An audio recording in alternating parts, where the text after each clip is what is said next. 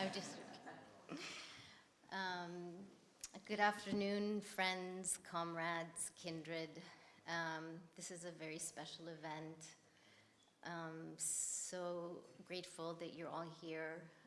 Your presence to celebrate the launch of the Academy of Social Science is like heart medicine right now in a time of very, very, very difficult world events. Quincy and Sunny's music was also medicine for the soul and heart, so thank you so much for that. I'm trying not to be too somber, but I'm just kind of keeping it real. So we'll just go with that.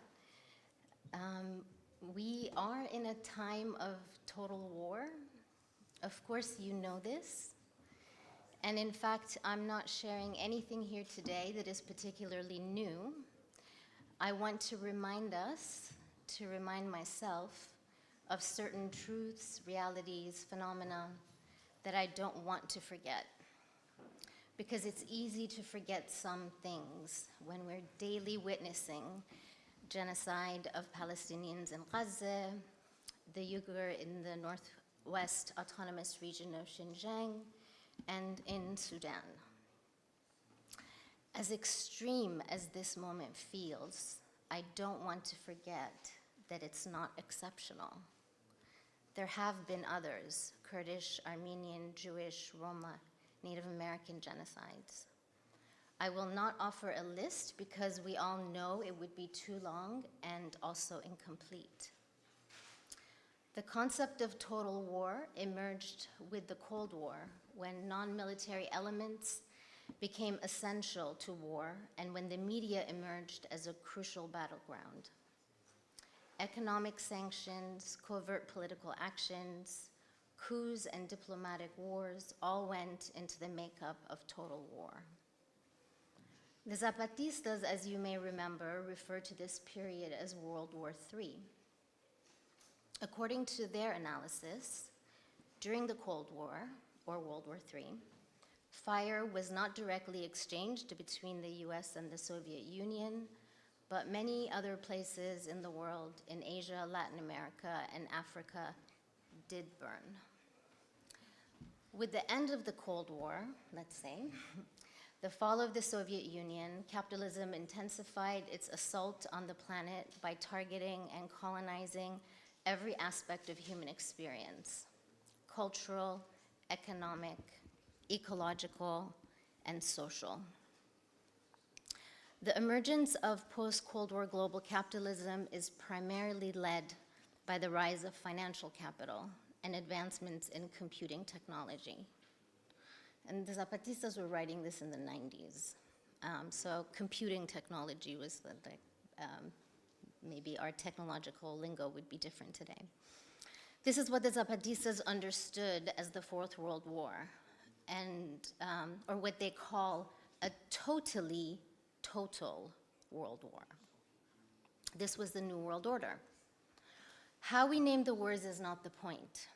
I just don't want to forget that as exceptional as this moment feels, it is still continuous with the logic of capital and war since the 1990s. And that is the war of capital against all life and existence on Earth. The 12-day war between the Zionist entity and the so-called Islamic Republic of Iran loomed with the specter of things nuclear. Although there wasn't much discourse around the catastrophic radiation contamination if Iran's stockpile of enriched uranium had been indeed directly hit. Nor was there an acknowledgement of the Zionist entity's existing nuclear arsenal in the mainstream media. I don't want to forget that as these two entities bombed each other's civilians, amongst other targets, each also intensified the violence against their own, against their own internal populations, Israel and Gaza and the West Bank, and Iran in its repression, assassination, and arrests of labor activists, students, women, and executions of Kurdish and Baluchi political prisoners. Meanwhile, in the geography that I currently live in, Los Angeles, ICE agents began a dramatic and heavily militarized operation across Los Angeles, joined by the National Guard and the US Marines. The war zone that is Los Angeles includes battle wounds from past and present wildfires as well.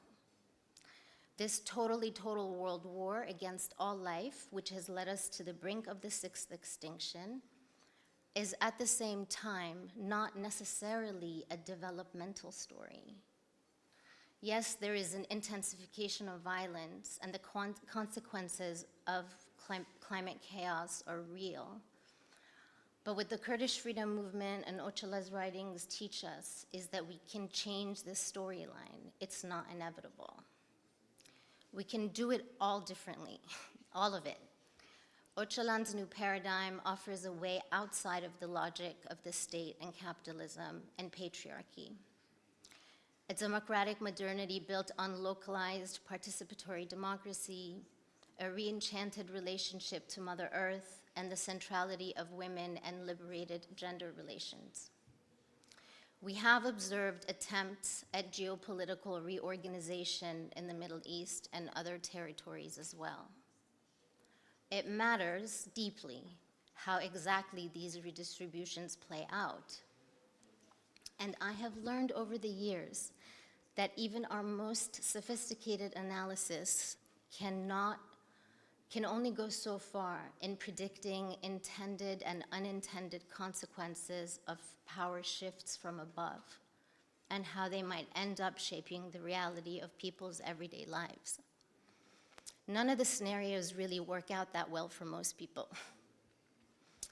Put differently, during the 2022-23 Xinjiang Azadi uprising in Rojhelat and other parts of Iran, as a broad resistance was gaining momentum, independent trade union and civil organizations, a coalition of 20 independent labor unions, feminist student and civic organizations, issued a charter of minimum demands to the Islamic Republic of Iran in the context of social and economic crisis facing the country and the state's brutal response to recent uprisings.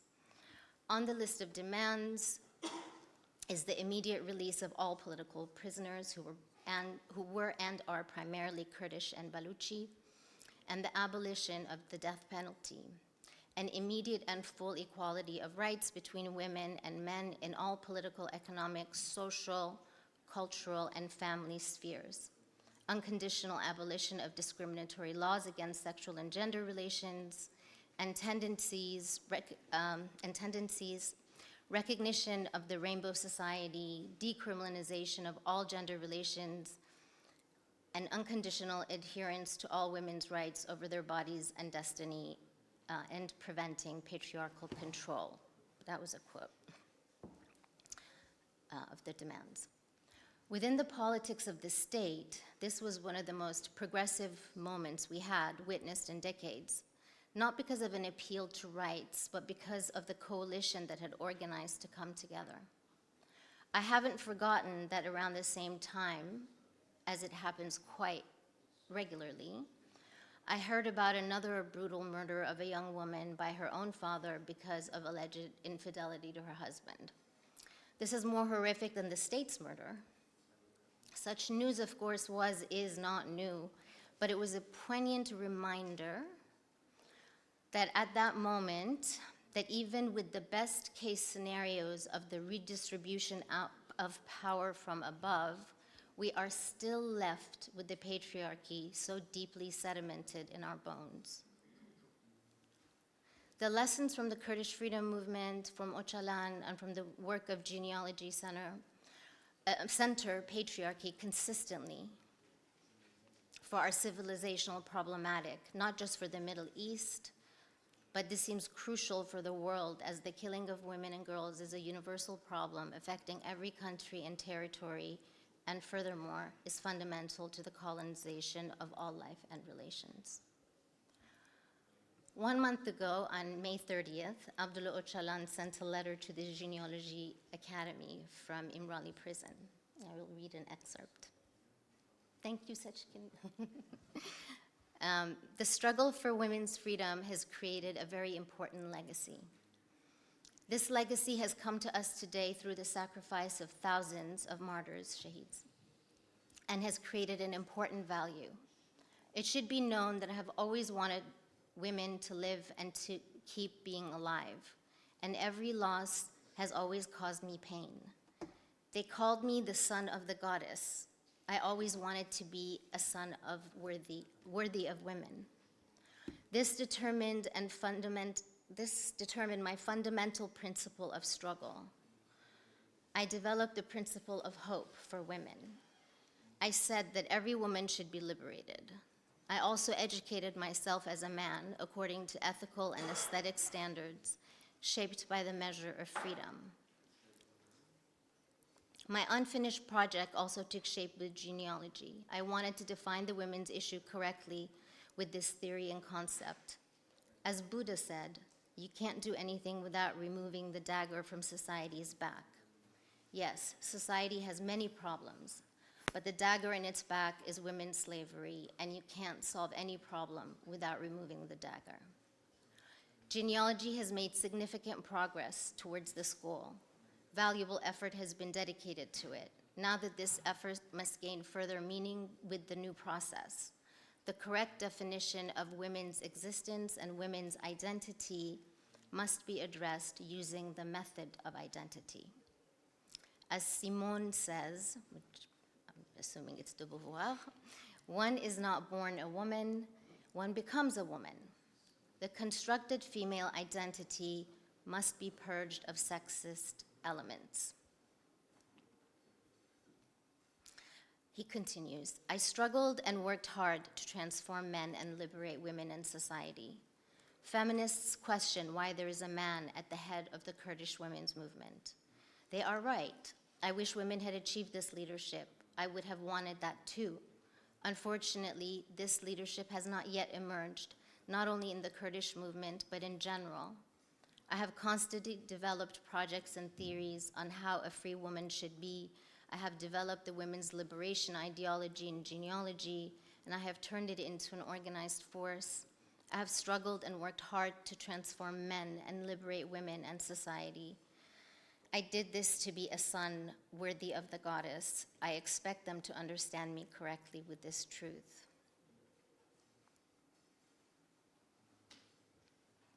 I'll stop reading from maybe it's a little bit too long. But in light of the massive distortions of identity politics, at least in North America, I want to emphasize that Öcalan's use of the term identity connotes something quite different. Identity, and here gender identity specifically, is not seen as a static position, but rather a relational experience that is continuously deconstructed and transformed. A recent piece by the Genealogy Academy entitled On Beautiful Men and Love for the Women's Revolution, Abdullah Öcalan's Perspective on Killing Dominant Masculinity. This piece includes a reflection from a participant in the men's training courses organized by the Free Women's Party in the mountains of Kurdistan in 2003. And I quote, at the beginning of our personality analyses, we only focused on confessing our bad characteristics as men. We emptied our insides. It was cathartic, but it was not enough to change. Then we started to ask, what are our good sides? When a woman comrade asked me this question, I thought for half an hour, but nothing reasonable came out. If you put yourself in the position of a subject, at the center of everything, it is very difficult to answer this question. But if you see yourself as one part of life, as a connected being, it becomes possible to answer. By realizing and appreciating feminine social characteristics inside ourselves, it became possible to change our mentality. We try to think, feel, and create empathy like women do. The struggle continues inside of us until today. On some days, I lose against the man inside of me. Then there is an emptiness. On some days, the woman inside me is more in the front. Then I'm organized, thoughtful, collective, more loving. I create more empathy and show solidarity. The lessons I learned are not only for a certain place or time. The change of mentality has to continue until the day I die. The perspective Öcalan has given to us is you have to kill the man not only once, but every day 1,000 times. Through the project, we learned many things. Now we have an idea how to implement it in politics, in the military struggle, in education, and in life. We want the people of our society to smile when they walk in the streets. For me, a part of that project is transforming the man. End quote. This, of course, is a long process of building from below. I don't want to forget what one of my other teachers tells me, that our hearts are meant to be broken open for greater capacity to love. Love in this context is not about romantic love. The Kurdish women's movement and Genealogy Academy and Öcalan and others have critiqued the notion of romantic love under patriarchy and capitalism as coercive and an extension of the social relations of private property. Love, in the context of the new paradigm, is not passive or confined to the private sphere, but an active liberatory social force. And as our hearts inevitably continue to break open over and over again, may they break open in their capacity to hold the sacredness of all life. And this might just be a way to total liberation.